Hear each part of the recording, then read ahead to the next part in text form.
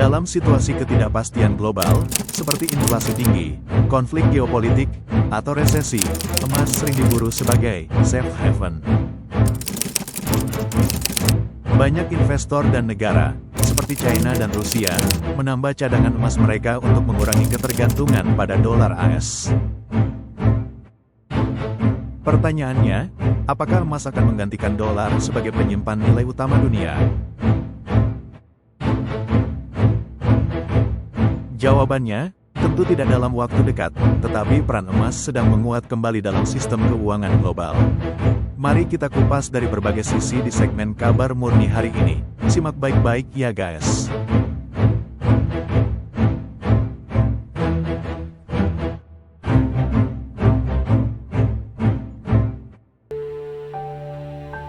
Dolar AS sebagai penyimpan nilai dunia, status quo.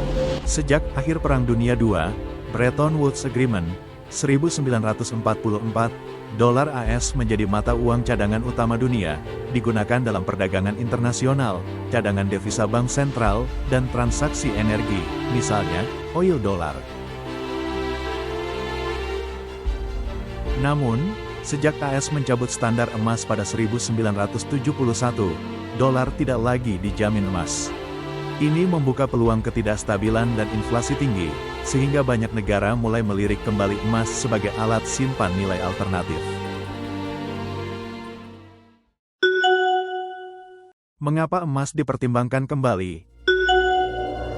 1. Stabilitas jangka panjang. Emas tidak bisa dicetak seperti uang fiat. Nilainya relatif stabil dalam jangka panjang dan tahan terhadap inflasi. 2. Dedolarisasi global. Negara-negara seperti China, Rusia, dan BRICS mulai mengurangi ketergantungan terhadap dolar. Mereka meningkatkan cadangan emas sebagai alternatif untuk menyimpan kekayaan nasional. 3. Krisis keuangan dan geopolitik. Dalam masa krisis, COVID-19, konflik Ukraina, konflik Timur Tengah, emas cenderung naik saat dolar atau saham jatuh. Lalu apakah Sobat Murni tahu, mengapa emas belum bisa menggantikan dolar? Ini jawabannya. 1. Tidak efisien sebagai alat transaksi global. Emas sulit digunakan dalam perdagangan harian, tidak sepraktis sistem elektronik dolar. Pengiriman emas secara fisik lambat, mahal, dan rentan. 2. Likuiditas global masih didominasi dolar. 60% cadangan devisa dunia masih dalam bentuk USD, data IMF 2024. 80% dari perdagangan global dilakukan dalam dolar. 3. Sistem keuangan dan pasar masih bertumpu pada dolar. SWIFT, pasar obligasi global, dan perdagangan komoditas seperti minyak masih berbasis USD. Kemungkinan masa depan, keseimbangan multi-aset.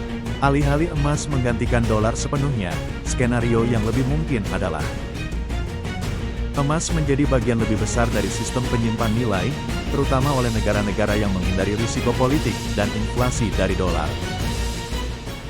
Emas akan terus menguat sebagai pelindung nilai, tetapi tidak akan sepenuhnya menggantikan dolar dalam waktu dekat. Dunia mungkin akan bergerak ke arah sistem multi-reserve currency, di mana emas punya peran lebih besar dibanding sekarang.